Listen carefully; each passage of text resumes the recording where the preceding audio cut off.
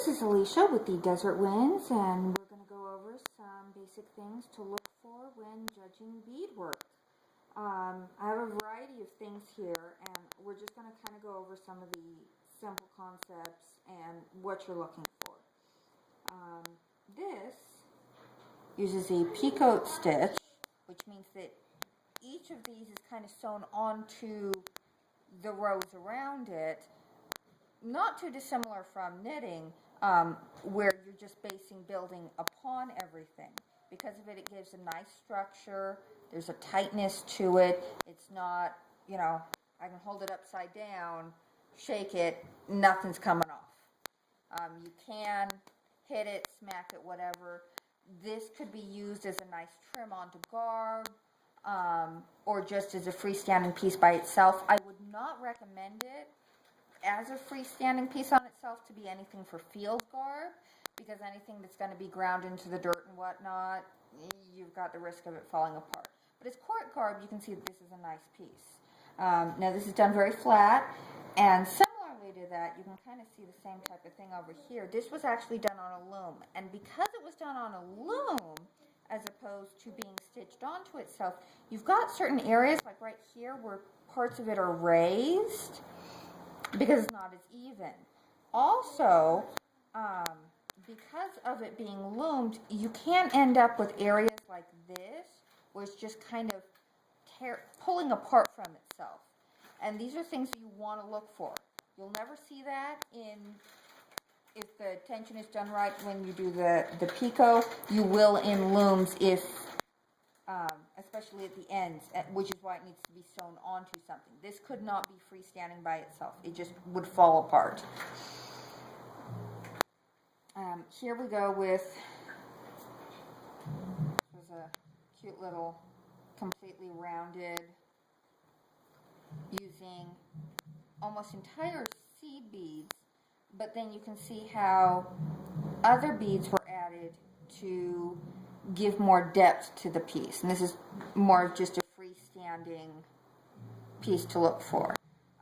Other things to note is that you can kind of see, especially in the wings, if we were to pull at it, how much looping there is in between because of how far apart the stitches are.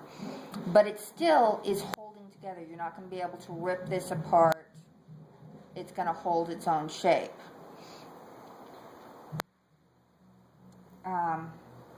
Another thing to kind of be cautious of,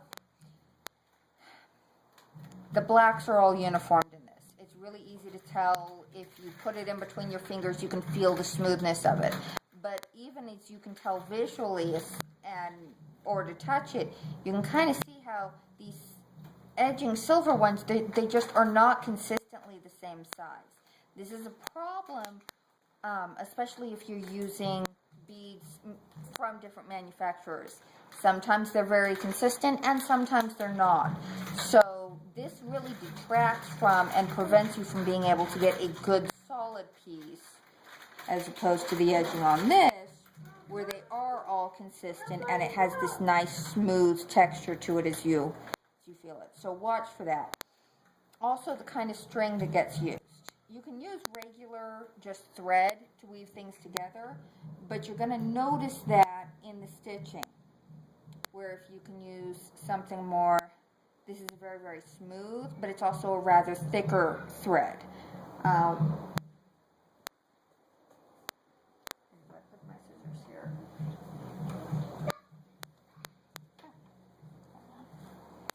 If I were to take and do a cut here, if I can get my scissors in there. Okay, so I cut it apart. If I try pulling, yeah, you can see it's starting to come apart, but it does not instantly just the beads fall apart.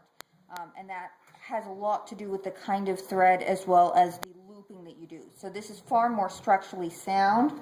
If I were to do the same thing over here, I'd just have beads spilling out all over the floor. So the thread you use as well as the stitch you use can make a dramatic impact. So depending on what the piece is and what it's going to be used for will really help determine the techniques needed. But any technique you're using for beading, you really want to keep a close eye on.